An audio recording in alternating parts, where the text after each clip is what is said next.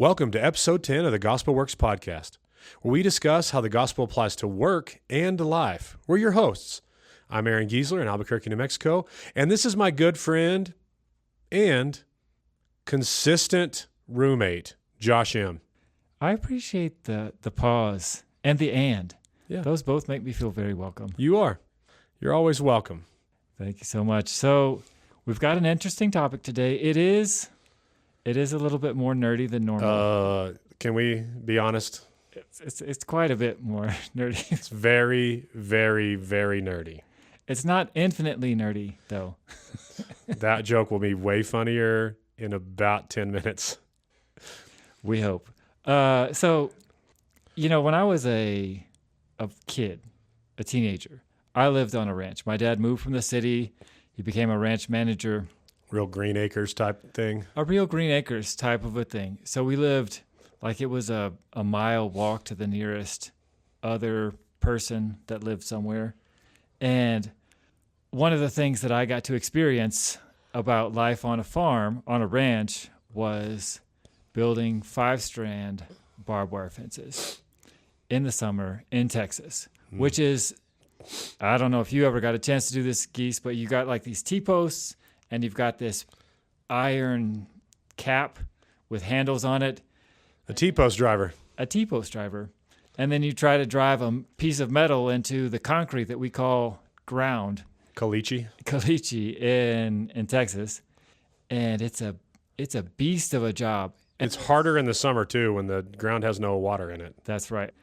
And it's hot, and fences are always, they get torn up by cattle or whatever, and then you got to go out there with like a come along, and you get the two sides of the fence, and then you ratchet it together, and then you make a knot and you tie it together. Fences are hard. Like, they're hard to get everywhere because you can't have a fence that ends where a cow can get into a thicket or a pond and go around it. You have to yourself get into the poison ivy or into the pond or into whatever and make sure the fence gets all the way to the tree. Yeah, you can't just stop the fence. You can't just stop at a convenient location. Like because the terrain is bad or weird. No, Right. They're hard because they have to connect. You can't have weird gaps in it. No. You have to keep the 5 strands pretty equidistant apart. Yeah. You have to keep tension on it. I mean, I built a fence when I was 16 around a business because we were having theft. And Business fence. Yeah, it was, it's like trying to keep people out, not just trying to keep people in, like trying to keep cows in. Uh-huh. And I had to build a fence, and we didn't even have a come along, so I had to use a 4-wheeler with an emergency brake on it, which is not the most delicate and fine-tuned instrument you could use to pull tension on this hog wire fence. No. So Hog wire is kind of nasty too, isn't it? Yes. Yeah. It doesn't have barbs, so that's good. But it's about 5 feet tall. But then I had to put 3 strands of barbed wire on Over the the top top of it. top Yeah. of it because it was like we didn't use T-posts. I had to bury poles in the ground in concrete. But I also had to weld. I forget what those little things are, the little tops of the fence that go. Oh, right. The ones that point out. Yeah, and at 16, my welding it's worse than it is now, which is still very, really bad. Right. So I had to re-weld a lot of those things because the 4-wheeler would pull the things out. Like fences are hard, man. They are. So imagine my surprise when I read about how ranching is done in the outback in Australia. It's a good book by 2 pastors who just happen to have grown up in the outback, and Texas ranches are big. I mean, the ranch we lived on wasn't that big, but I think we had around 500 acres. In the outback, 40,000 acres is kind of like borderline hobby. It's a hobby ranch. A hobby ranch. 300,000, 400,000 acres. That's more like, okay, now you're getting into real, ranching. Yeah.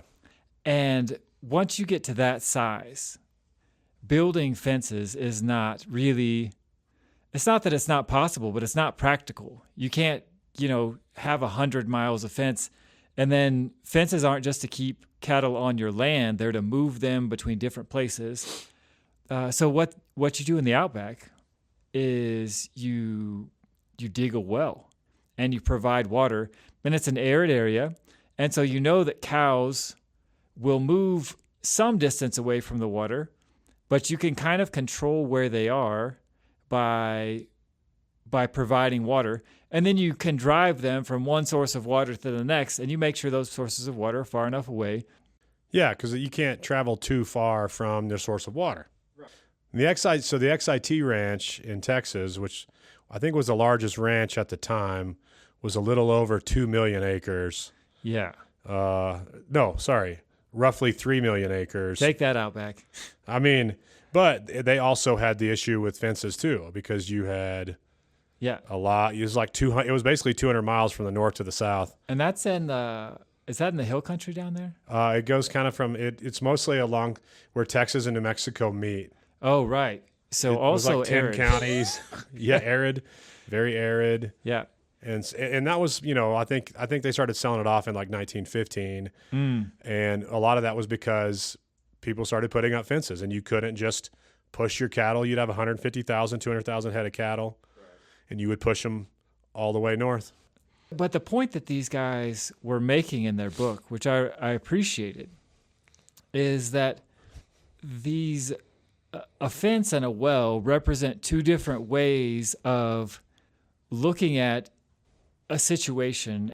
They were taking an idea that Paul Hebert, the missiologist, had kind of coined, 30 years before, and said the church can be seen as a kind of a well, or it can be seen as something that has to be fenced in. And both of those are ways to keep track of what cows are your cows and what cows are not your cows, right?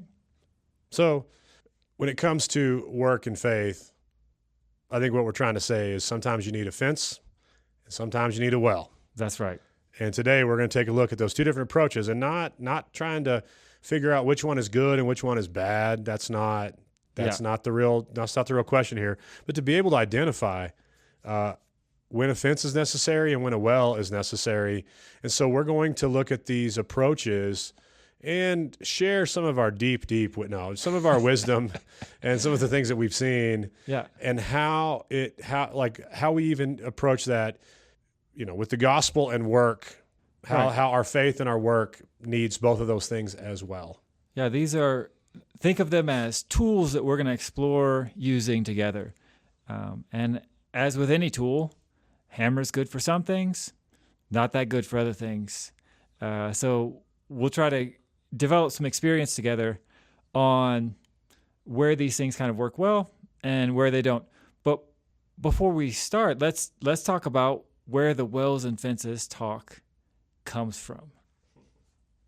And so I'll give you the backstory. Paul Hebert, one of the most well-renowned missiologist scholars in the world, passed away some years ago.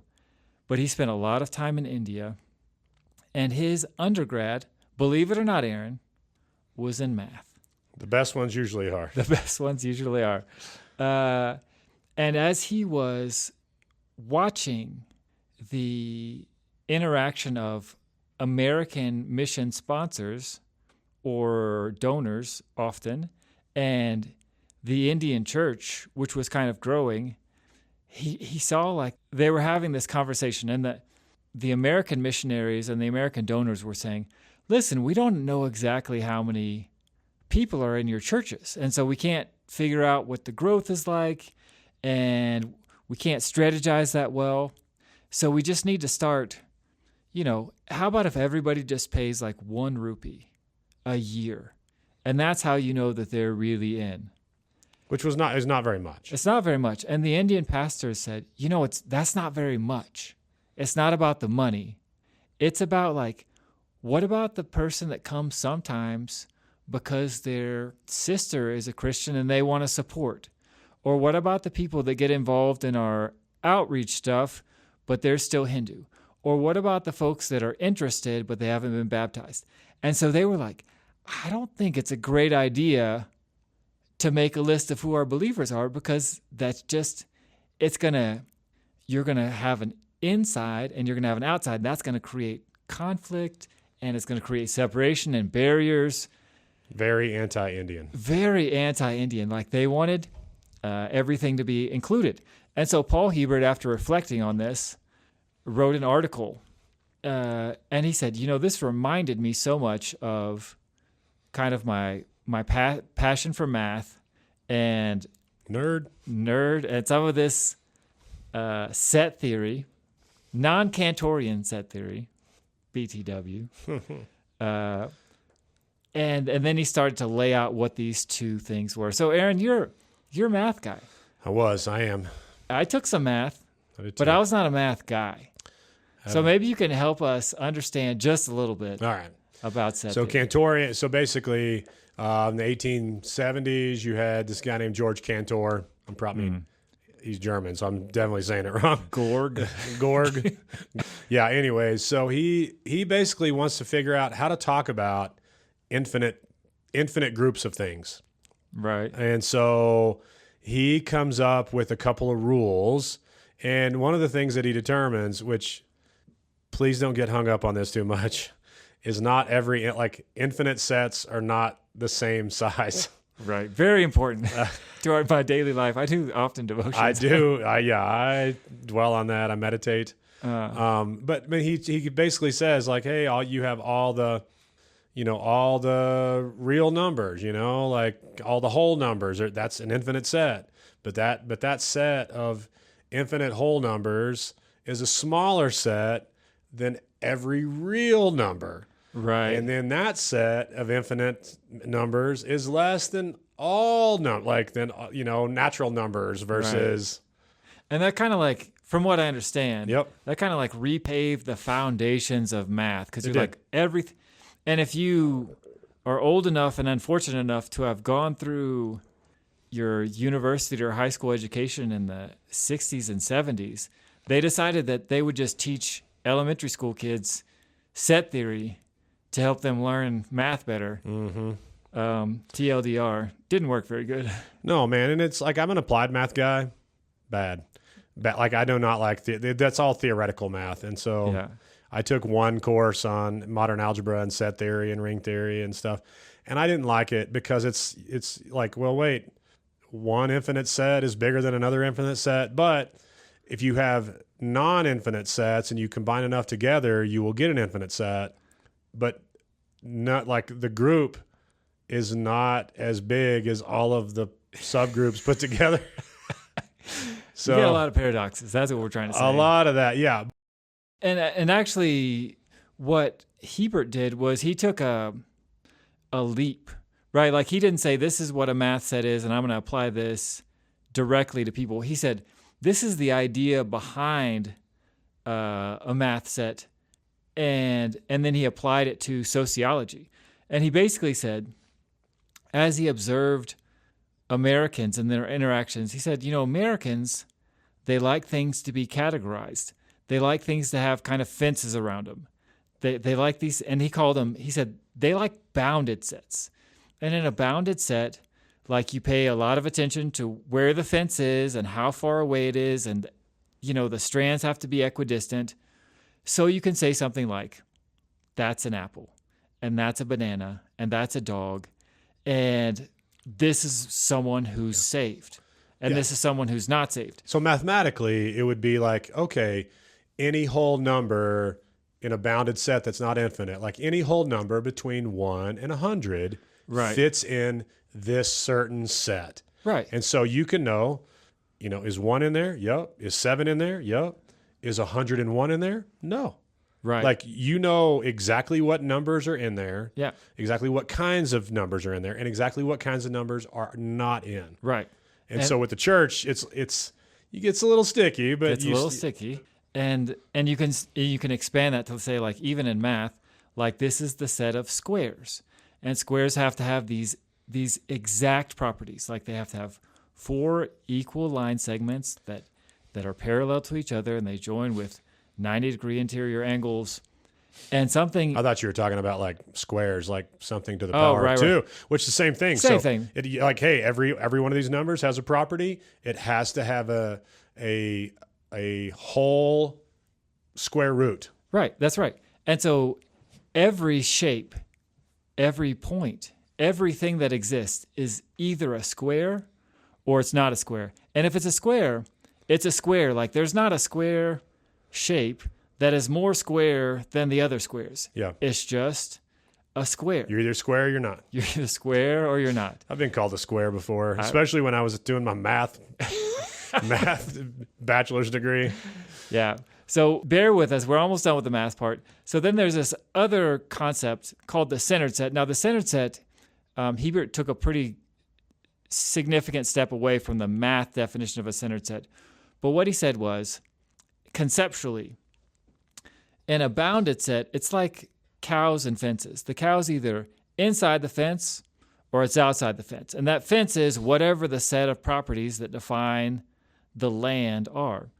He said that, but there is another way to look at it. He said, what if you've got a well, and then the cow is either heading towards that well, or it's heading away from that well, or sideways to the well.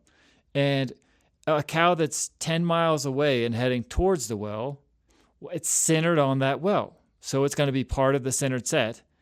And then a cow that's 10 feet away, but heading away from the well, is going to be kind of like outside of that centered set. So one is location, and the other one is direction and speed.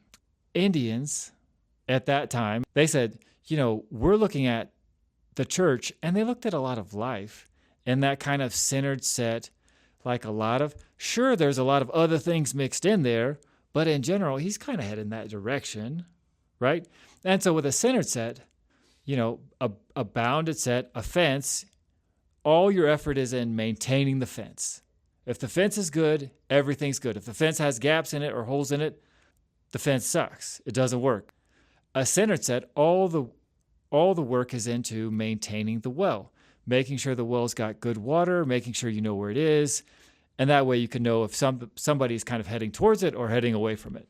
Yeah, and at some point, if a person is headed away from, if a cow's headed away from it long enough, if it's 10 miles away and still heading away from it, it's no longer part of the set. Yeah, it's no longer part of the set. 10 feet away, headed out, still probably part of the set. But at some point, and that's where, some of this stuff is like a little arbitrary. It is. Especially what Heber's talking about. At some point, they pass a threshold where they are out of the set because they are still walking away. Right.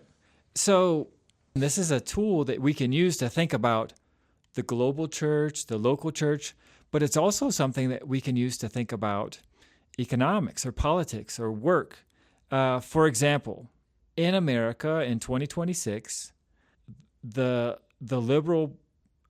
politically liberal part of our constituency has a centered set view of gender, right? There is a well somewhere that we would call female and another well that we would call male. And then there's a lot of other things that are all around those things. And it's all about not whether you're inside, do you match all the characteristics, but are you heading in the direction, right? Whereas the politically or socially conservative would say, listen, a female person has these characteristics, and you have to have some critical mass of them. Like you have to have chromosomes. You have to different chromosomes. Some of them can be there or not, right? Like again, building fences is really difficult. This is always one. Do you have a uterus or not? Well, yeah. What if you had a hysterectomy? What if you had a hysterectomy? Well, right. Yeah. Well, a mastectomy. Like you can lose a lot of things. Yeah, and still be inside the fence. But that kind of highlights how difficult it is. If you look at the political past, the Make America Great Again movement has a kind of centered set view of greatness. And I don't think, not to put words in anyone's mouth, I don't know that they would baptize or sacralize all of American history, right? But they would say, hey, we were heading towards good things. And so we could say that we were good or we were great or whatever. And then we lost our way. Whereas the more politically liberal folks would say, these are kind of the defining characteristics of greatness, like equality and justice. And we can all see that in the past we didn't have those, so we were not great. Yeah. We had racism and, I mean, there's lots of things that they would say, okay, that means you're outside of the fence. Right. Where the people on the right that have that centered set will go, yeah, but we were moving towards. Right. So. Yeah, and what we're trying to say is there's not one of these tools that's better than the other, but having both of them in your mind as tools is going to give you some options. It will also help you make better decisions. Right. It will also help you understand where people are coming from. Right. Because there are personalities that like bounded sets way more than centered sets. There accountants. are accountants and actuaries. Right. So, but there are others then that really like the centered set. Right. Like, well, we're all we're all just trying our best. Yeah. And if you try to apply a centered set to someone who's thinking very much in a bounded set, there's going to be a lot of disagreement. This is why the what is a woman question, everybody talks past one another. Right. Because the bounded set are like, gotcha. Right. And the centered set are like, you don't got us. Right. Yeah. Because we're thinking about it in two very different ways that that both of them just don't see. Eastern cultures, in certain ways, are much more bounded, but other aspects, particularly around religion, the center can be a lot more influential. As you're speaking with other people, we hope that maybe you'll start to hear clues about how people are approaching the issue. And if they're approaching it in a different way, then instead of trying to keep sailing past them, maybe you can build a bridge somehow. And understand, and even just understand what you're going against, because you may have a fundamentally different view. Sure. I mean, you see this a lot with cultures, so it's like, oh, American culture has a very bounded set on time. You're either on time or you're not on time. You're not, yeah. Where we have a maybe more centered approach to who family is. Yeah. And so even, with that, you see, I mean, I think I told you guys before, I have some Indian friends, and they came and had a wedding here in the States, and they told all their Indian relatives that were living in the States, wedding starts at 5, they told all their American friends 6:30. And because they have a very bounded view of like family, like you do not start until everyone is there, because that is the highest priority. And hey, they're on their way. They're on their way. Yeah. So the time doesn't matter because they're moving towards us. Right. They did have their wedding. It started at like 6:35 because all the Americans were there at like 6:28. Right. And it took an hour and a half to get all the Indians there. And that's them understanding the two differences. Yeah. It's lovely if you can make everyone the same as you, but that doesn't seem to be God's priority. No, that's not God's priority. And I'm not sure that it should be ours either. Right. So how do you think, so we're not saying one's better than the other, Josh, right? Right. So how do we think about these bounded sets? Well, I think, because this is new for a lot of us, bounded set means you've got certain defining characteristics that are somehow knowable. Right? You can't have an invisible bounded set characteristic because you have to be able to know if someone's in or out. An easy example is you are either in or out of the plumbers union in Albuquerque. Are you paying your dues or not? Are you paying your dues? Did you get your certification? Yep. All those things, they have to be there. And so bounded sets are really good for some things. I really kind of like the idea that if I go to a surgeon in the United States, that's not a centered set. That's not someone that's approaching being good at surgery. It's someone they're not moving in that direction. Right. They have a qualification. Drugs that have been approved, right? There's 10,000 qualifications and processes that it has to go to. But in the end, it's either approved or not approved. Yeah. So policies at works, rules, food standards, minimum standards for health or safety or quality. This is an example of the bounded set at work. I mean, even at your work, there are people that work there and there are people that don't. That's right. That's very bounded. And so an example of this at play is a lot of professions that are difficult protect one another. So in general, across time, we see that police go very easy on other police members if there's suspected malfeasance, because they are police. They know what it means. Other people have not been in that situation, and so they don't want outsiders. But that's when you're inside-outside language, and you with these kind of very clear definitions, that's where bounded sets work the best. But the more complex and fuzzy the boundary gets, the less helpful it gets. Yeah. I mean, race, who's part of your family or not, especially with divorce and remarriage. And I mean, it's like, oh, well, this is my aunt. Yeah. Oh, how are you? Oh, she's your mom's sister.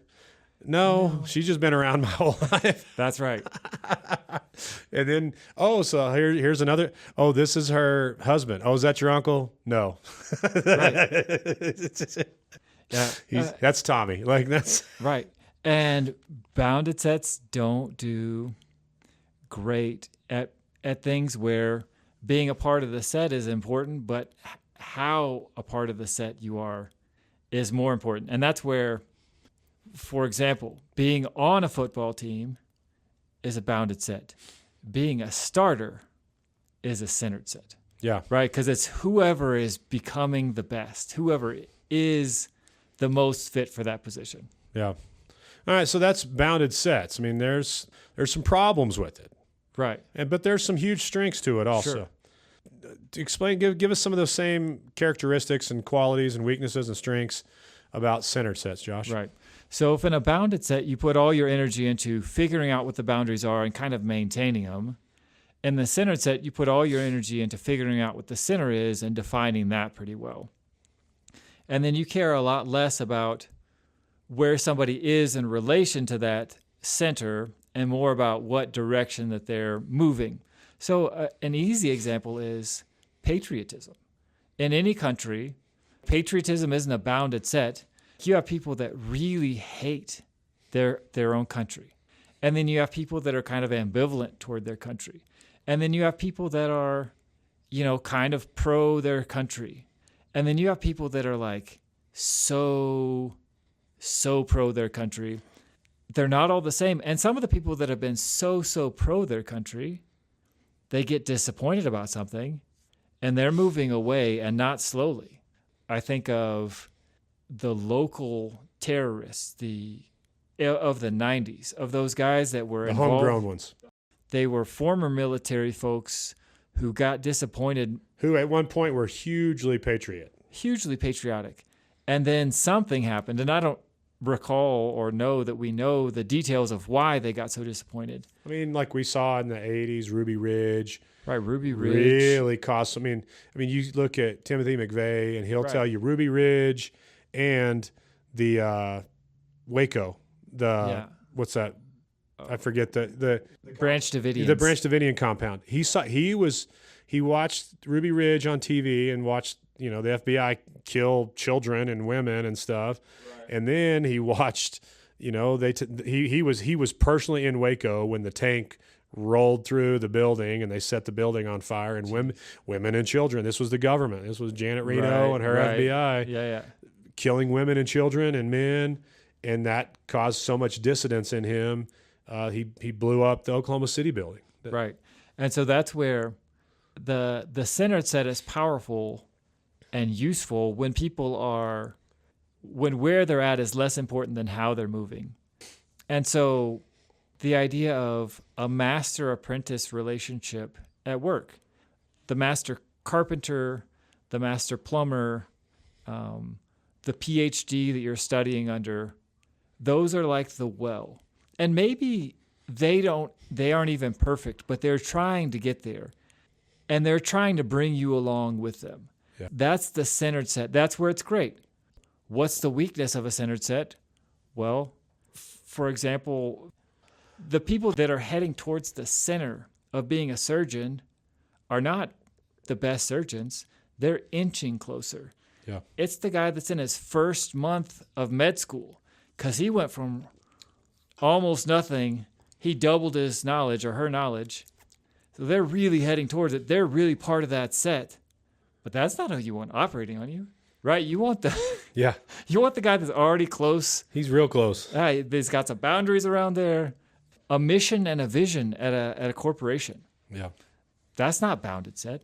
That's absolutely, I'm going to define the well for us, and we're all going to try to move towards it together. Mentoring is the same kind of a relationship. That's where centered sets are strong. Yeah, I mean, the nice thing, I want to call that guy Heidegger, but that's a philosopher. Right. What's his name? The Hebert. Okay.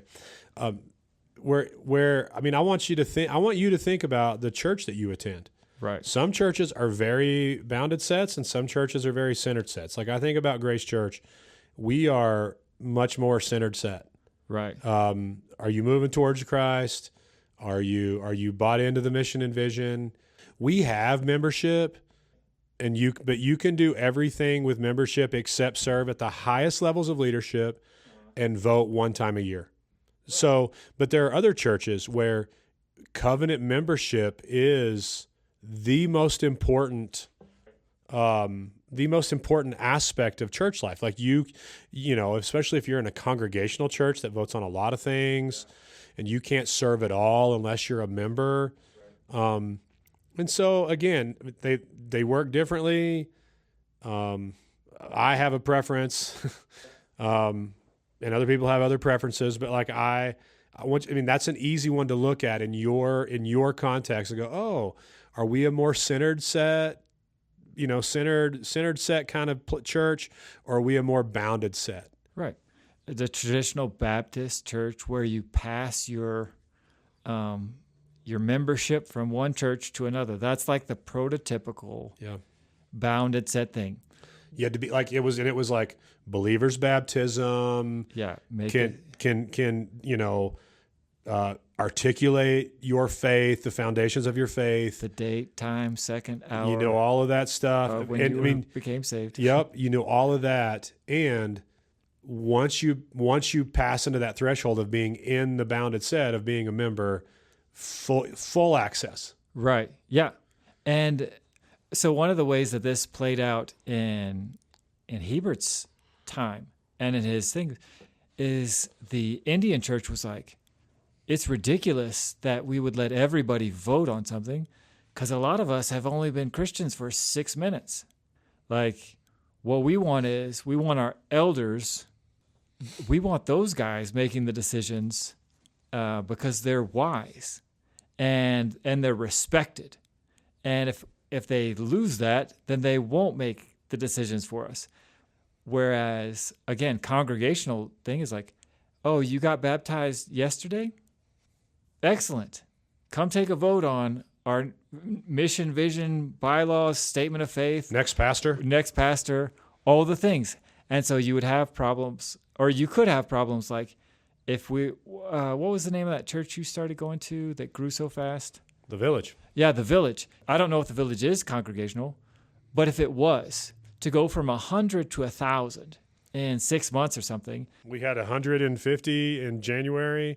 And by the time Easter rolled around, we had 1,000 adults in the service. Right. So imagine you had a serious faith-related decision to make about church discipline or the statement of faith or something, and 90% of the people voting had been Christians for less than 6 months. Well, and I saw a terrible, like when I was at a church in Texas that was very congregational, there was a vote that came up that was not a spiritual thing. It was, should we put a projector in the and what I saw, I mean, this is why I'm very clear. Like, it will have to, if I ever go to a congregational church, it'll have to be like a Daniel dinner party, handwriting on the wall, someone interprets. Techie, mini. Yeah, exactly. And somebody would be like, Aaron, got some good news and bad news.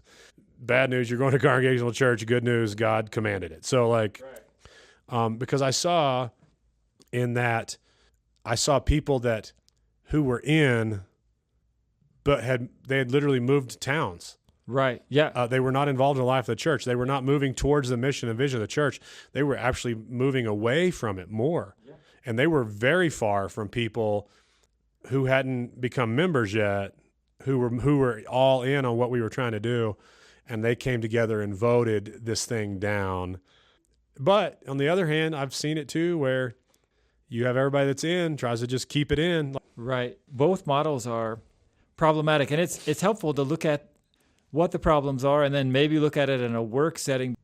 Yeah, faith will also reflect back on work. But the danger, obviously, in the bounded set is you put the fence in the wrong spot. And in work, we see this a lot of times. People who have a conflict with HR is HR has built, that's their job, is to build these rules. The highest fence you can imagine. The highest fence you can imagine. But real life doesn't fit in certain, in those fences always. Sometimes if someone is being aggressive, laying hands on someone, it can always go bad. But sometimes that ends up avoiding conflict. Yeah. And it as we were talking about the other day at lunch, if HR chooses not to prosecute that, it's because they've made a centered set decision, not because you didn't step over the boundary. And so I think it's super important for us to, as we're looking at the way that we're dealing with any particular problem at work, you can approach it from a centered set and a bounded set, and choosing the wrong one is going to be, for example, like someone says, you've got this timesheet that's due, and your timesheet's not that important. I would look at that as like, that's a bounded set requirement. Like, I just have to do my timesheet. I don't want people trying to do the best timesheet possible where I've drilled this well of timesheet perfection and they're heading towards that well. Yeah. I just want you to check the stupid box. And if we can get away with not checking the box, then let's do that. Yeah, this is one of those things that you see in leadership too. A really good book I recommend if you are in a business and if you are a leader in a business is Predictable Success by Les McCown. McCown, he's Scottish, so he has a really cool accent. But his whole thing in Predictable Success is you usually start with an innovator, an idea person, the founder, the person that kind of puts it all on the line. And so when they get something going, the next person they'll hire is an executor. I mean, that's somebody that will run, like, that is so, and that's a centered set, right? I mean, that's so centered because that the person that is the executive will run through a brick wall to get to see the thing happen that the founder wants. Right. Hey, we're going to change the world with this. Hey, we're gonna make this, or we're gonna do that, or we're gonna serve this customer, and it's all centered sets. And so everybody you hire is for that. I mean, at every key position. I mean, you may have admin assistants and stuff that aren't on board, but the leadership. And they have very little. They have very little boundaries. They have very few bounds. Right. You have your business meeting in the elevator on the way up to a big sales meeting. Right. Everybody's just like, it's like, hey, I'm just going to get stuff done. I'm just going to do stuff. And Les McCown says, McCune, I'm saying his name wrong. I had lunch with a guy. I still literally can't remember his name, the way you say it right. But he said what'll happen is you'll bring in an operator. And it's like, because at some point you have to have some bounds. And so that's HR. That's, that's the person that says, hey, fill out this form, press hard, bottom copy's yours, that's, we've got it, before we hired the operator, people would fill in their time cards and we would and they might fill it in 2 weeks late, but whatever, or they just text you, hey, work 12 hours, overtime, because they're so focused on the centered set that then once you introduce the bounded set, it's a very delicate dance. And you might be experiencing this at your work where you've been a part of a company, you've been part of an organization that is so focused on getting the job done that once you introduce that bounded person to it, it causes conflict. Sometimes the founder leaves. Sometimes the executive leaves. The executor leaves because they're so frustrated because they have so many rules to follow. Sometimes sometimes the HR person leaves because it's like, oh, these cowboys will never follow the rules. And that is really of those two things. And one is not better than the other. They just are in conflict with one another. Right. And I think we could say that the bounded set is the key to scale. Yeah, and that's what he would say. If you want predictable success in your business, you have to have that person. Yeah. That department. That you will feel that conflict anytime that you go to a government office and try to explain why you have an exception. Right? You don't. Because you don't. They don't. And to say it, they can't make exceptions. Like, that's the way bounded sets work. You're either in or you're out. And if you're out, you can go ask for the rules to be changed so you can be in. But to be fair to our bureaucrats, you don't want bureaucrats playing favorites. Centered sets. Yeah, it becomes very difficult. And it's really tough to maintain a centered set at a vast scale because you don't have the kinds of interpersonal relationships that allow the kinds of fuzzy and flexible thinking that makes the centered set work. Yeah, the author of Predictable Success will tell you, you've got to make a choice. It goes from startup to stability to then he calls it fun. Right. He's like, that's when you have 13, 15 people. Your executive person is the highest authority. Right. Everything is a centered set. He says you have to decide. And if you make this choice on purpose, you'll be better. If you decide I'm going to stay in fun, where where we don't have a lot of rules, there's not a lot of bounds. He said, or you have to go through he calls it whitewater. I mean, he's like it's the rapids to get to predictable success. He's like, you don't have to have that. Right. He said, in fact, a lot of small business try to scale and run into the whitewater, and it's too much. Yeah. Key people leave. You can't, and they end up back in the fun size. Right. And they just decide to stay there. Like a Snickers. Exactly. And then you see a few guys like Elon Musk, who is an outlier. He appears to run a centered set, scaled organization. But you can see the level of conflict that it brings when he does something because it's the best thing in his view for the mission, and it breaks a lot of the rules. Yeah, we're going to lay off half of Twitter. And in that thing, he defines himself as the well. Like, what I think is the thing that should happen is what should happen. And he decides who speaks into that or whatever. And so it works at that meta level, but it also works at your level as you are considering the problem that you're facing. Yeah, because I think a lot of people in business face this problem, or they feel the tension. Right. And they make wrong conclusions of like, oh, that person's a cowboy, that person doesn't follow any rules, or they're like, oh, that person's, got a stick lodged up their rear, like that person, doesn't care about what we're trying to do, and those are wrong interpretations of actions. And it's always helpful to think, okay, as we're looking at this at these fences, are these the right fences? Yeah. Right? And maybe that's not your call, and maybe it is. You're never going to agree with all the fences, right? But you can that's a different kind of conversation. And if you're in a space where what's really important is moving up and in, moving towards success, then defining that and letting everybody know.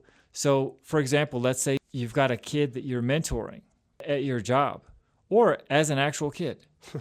It's like, okay, is cleaning your room for me and this family or cleaning your workspace, is that a bounded set thing? Like, do I have a minimum standard of cleanliness that I'm just going to, or is it something that I want them to move towards so that they can become more cleanly people or whatever? That's a great question to ask yourself. And it's a great question to ask yourself how the other person, because all kids view cleaning your room as a bounded set. Like, it's clean enough. The soccer ball in the middle of the room, that's not part of the definition of really clean. Like, it's clean enough according to my boundaries. Now let's make a transition.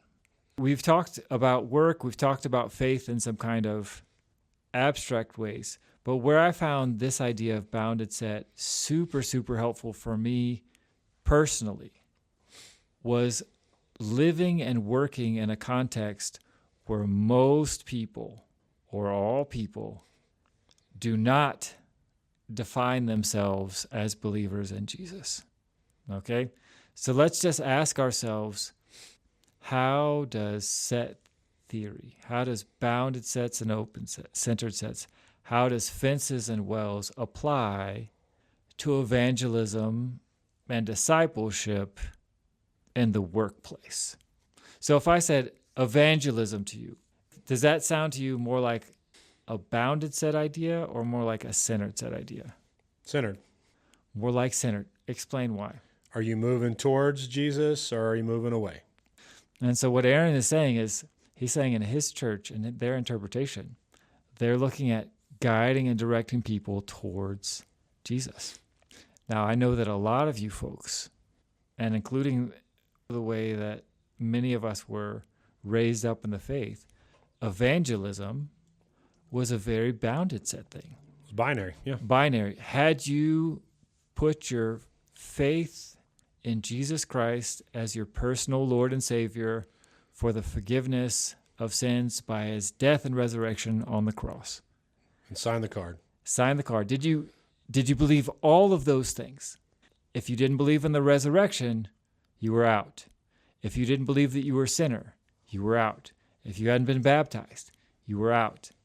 A centered set view, everybody that I can think of, and maybe I'm wrong here, everybody tends to view discipleship as that kind of centered set thing. What are we doing? Following me as I follow Jesus. Neither of us are there yet, but we both know where we're trying to go. I mean, I just remember learning evangelism. I don't even remember. Evangelism Explosion. No. The Romans Road. No, I forget what it was, but I just remember, and maybe, I don't think it was in seminary. I think it was just like in college or whatever when I was, and I remember hearing this for the first time, the -10 to +10. Oh, wow. Yeah. Like, I think I was in college. I think I was in like my early 20s or right. maybe even my late teens, talking about evangelism as, you have a person, -10 is like different religion, total atheist, adamant atheist. Right. And are they moving towards Jesus? Because like +10 is like, is a person who's evangelizing and making disciples also. Right, yeah. And so, but I just remember that, that was that spectrum of like -10 to +10.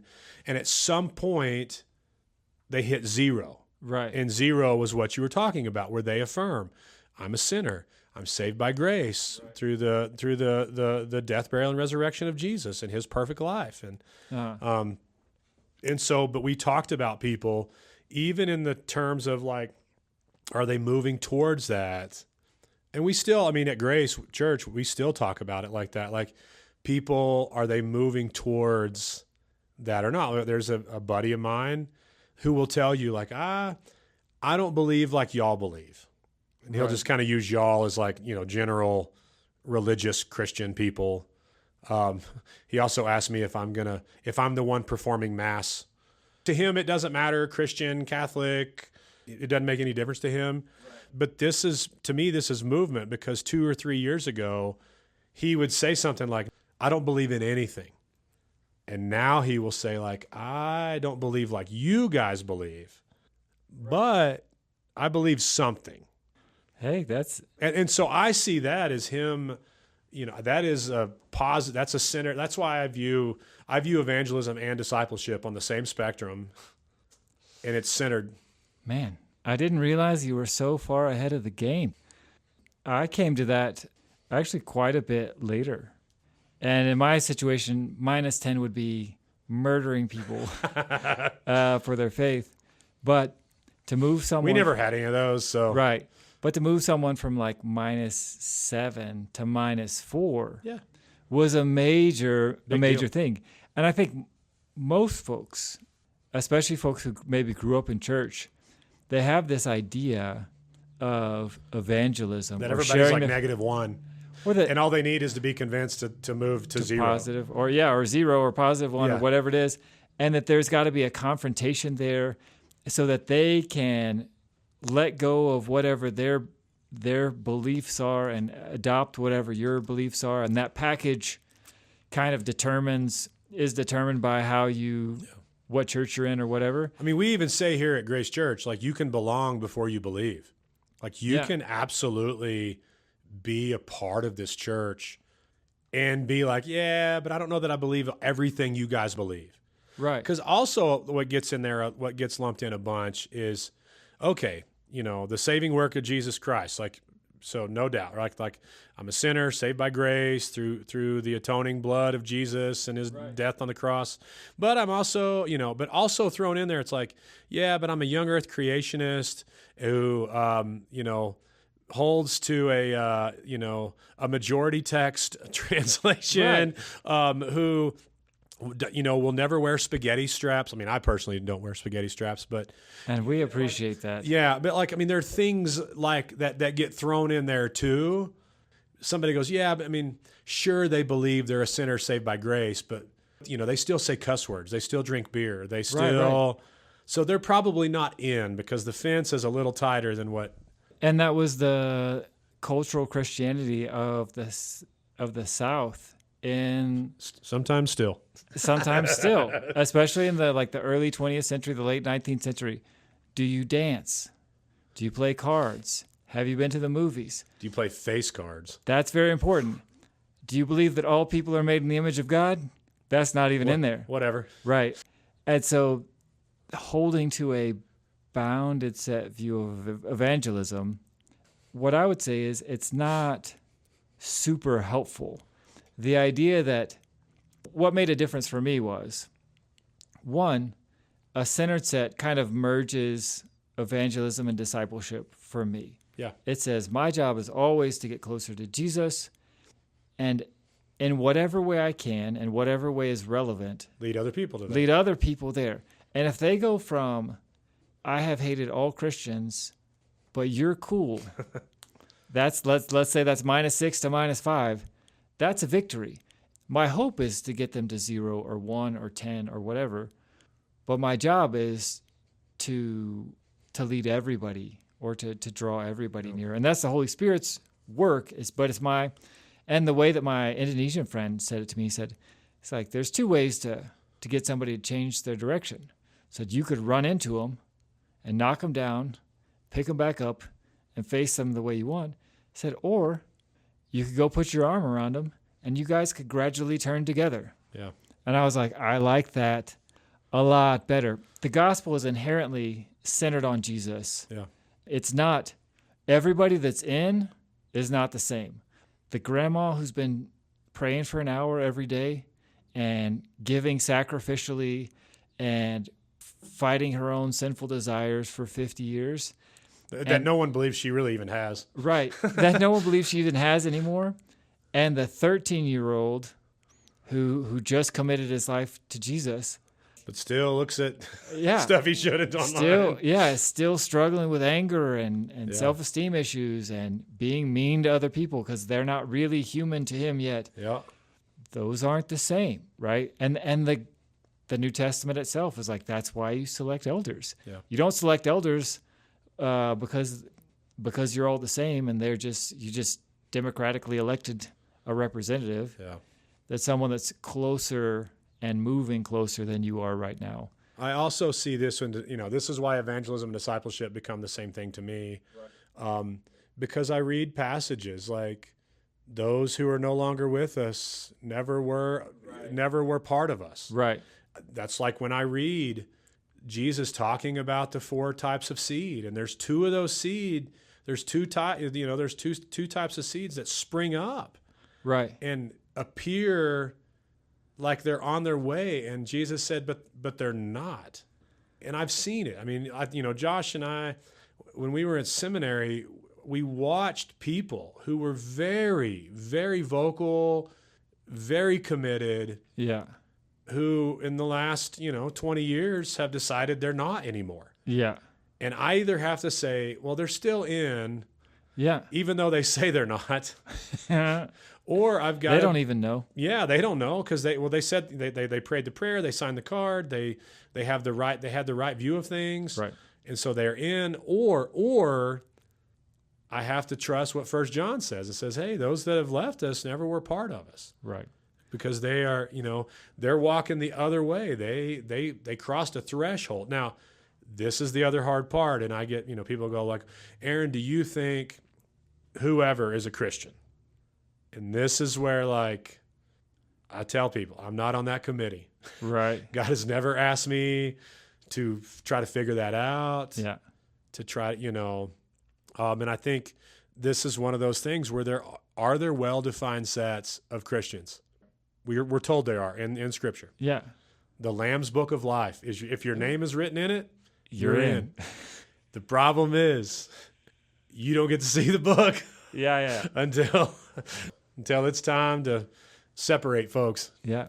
And so I really like the centered set idea for most things. And I do think, especially if you're talking about global, the scale, the Engel scale, which was, I still can't believe you're familiar with a missionary tool that was developed, that -10 to +10, the Engel scale. Oh, I don't know. Is that what it's called? Yeah. Oh, okay. I mean, honestly think it's like high school or like college.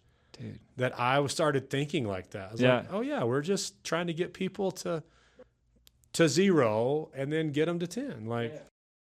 So that Engel scale, when you're talking about globally, is someone a Christian? That's not as helpful as where are they at in relationship? Are they heading towards or away from? And I don't care if they've been going to church for 60 years. If they're heading away, that's negative. That's not good. And if they're 1,000 miles away, they know so little about the gospel. But they're like exploring. They're looking stuff up online when no one's looking. Yeah. They heard something. They thought that sounded kind of cool. That's positive. A local church, I think the idea of being able to know who's in and out of your local church does have some benefits. But then there's another concept that's called like the fuzzy bounded set, yep. which is, just a way of saying like, sometimes the bounded set isn't as clear as you'd like it to be. Yeah. But you could still say that some people are definitely out because they're not on the boundaries. But if they're kind of in the border zone, yeah. and I think Grace would probably say that. It's like, hey, if you say that you hate Jesus and you murder a child and you burn the Bible, probably out. Then you're out. Even if you used to be a member of Grace Church, like you're out, definitely. So, but like you get into the fuzzy side of like, what about the alcoholic that can't quit drinking, eventually dies of cirrhosis, but is trying all the time? Right. Oh. And so that's where I love the idea of, because a bounded set with some fuzzy boundaries, if you have a centered set leadership, if you've got elders and stuff, I think that's the role of the elders to be like, listen, this guy or this lady is struggling with something, but as far as we can tell, they and the Holy Spirit are doing their best, and we're going to keep giving communion. Yeah. Because that's the real practical thing.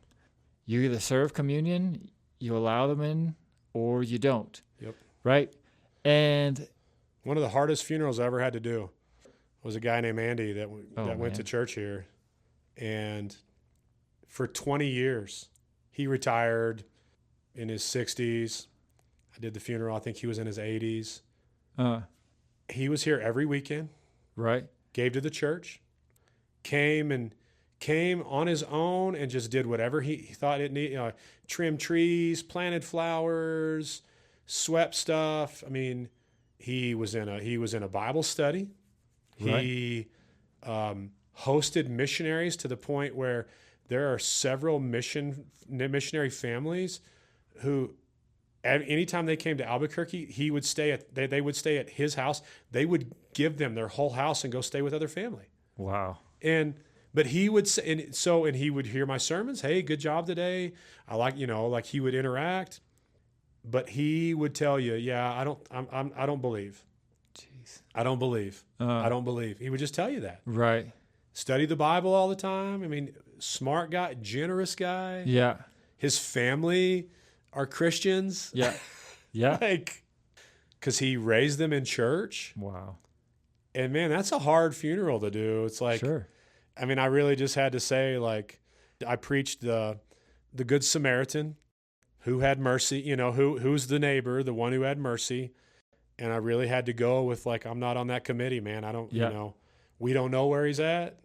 Because what was he rejecting? Was he rejecting us or something that he saw in the old days? Yeah. Or was he actually rejecting Jesus? You know who knows that? God. He's the one on the committee. It's a committee of one. It's a committee of one, and it's a very loving committee. Yeah. Which is very encouraging to us.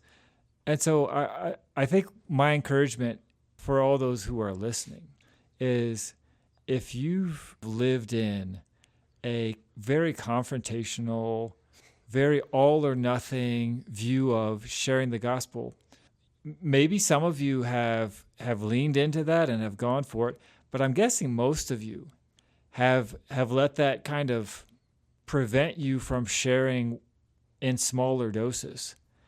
And I would think I would just challenge us as we go through our work lives, whether that work is raising kids or taking care of our retired mother or working at a job, to be looking for ways for ourselves and for all people to be moving closer to Jesus in the way that we do our work and the way that we organize ourselves and the way that we treat people and the way that we carry ourselves.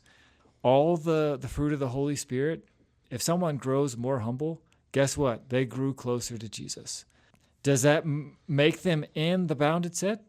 We're not on the committee, but it's not a bad step to take. It's never bad for someone to become more peaceful, more joyful, more loving. And those are things. Don't say self-control. That's not maybe. Okay, that's one of them too. Right. Those are things that we can offer to people all the time. Yeah. So to recap, Josh, bounded sets, what do they focus on? They focus on the edges, the conditions. It's the members-only club. It's policies. It's standards. It's laws. It's bureaucracy. Are you in or you out? In or out. That's it. Centered set. What does that focus on? It's focus on direction. With the risk of being misunderstood, it's all about your orientation. Whoa. It's mission, it's growth, it's leading and following, it's mentorship and apprenticeship. It's not about, do you meet the exact conditions? It's, are you heading towards the well? Yeah. Both have their uses. And we've talked right. a lot about the uses, not just in religious things, but in all things, and how you view the world and how other people view the world. Right. And so both have their usefulness. Right. But the gospel is inherently a centered set, even though I surprised you with that. I didn't have to convince you. This was way easier. See, I was expecting, if he's not baptized, yeah. No, I wasn't expecting that because I see how grace runs. But yeah. The gospel is inherently a centered set, and it's proclamation for everybody to follow Jesus from wherever they're at to move towards him. Yeah. But we are told by Jesus there are sheep and there are goats. Yeah. There aren't mixes of those things. Right. And he knows exactly who's who. Right. So that is a very well-defined, very bounded set. Right. Can we make a countable versus uncountable affinity joke here where we can't tell which one is which? I mean, I think we just did, and it was not fun. I apologize to everyone. That was not that funny. But we can't read the book. We can't read the Lamb's Book of Life. You don't know if you're a goat or a sheep. And Jesus actually tells us that, which has always made me laugh just a little bit not laugh. It makes me sad because we've broken faith and broken communion so many times across particularly the last 500 years. Yeah. Because subclause A of provision 7 in paragraph 4 is now a core doctrine. At Grace, we play 7-strike kickball, 12-strike kickball. That's right. You got to do some real bad stuff to be out. But it's sad that there are others that don't. Yeah. It's one strike. One strike. One strike fastball. Yeah. And you're not even good at baseball. Right. So here's our call for you, our suggestion. Command, really. Command. As we normally do, just try to run you over. Spend some time thinking about which paradigms are shaping your approach to sharing the gospel and to work. By personality, you're going to lean towards one or the other. That's okay. That's not bad. God made you like that. But just because God made you like that doesn't mean the hammer is great for painting the wall, and it doesn't mean that the paintbrush is good for hammering nails. Yeah. Right? Try to write down 1 or 2 places in your life where you're using maybe the wrong paradigm. Or you think somebody else is. And help yourself by trying to understand them about seeing it from that other paradigm. Right. Well, we're going to close out with 1 Corinthians 11:1. We've talked a lot about Scripture, but we haven't quoted a lot this time. But this is a real favorite of mine when the Apostle Paul says, "Follow my example as I follow the example of Christ." So let's all pursue Jesus together. Yeah. Learning to follow Jesus at work, at home, wherever, it requires real face-to-face community and relationships. We hope that you find that wherever you are. And if you live in Albuquerque, we would love to see you at Grace Church up in the Northeast Heights or at Mesa Valley down in the South Valley.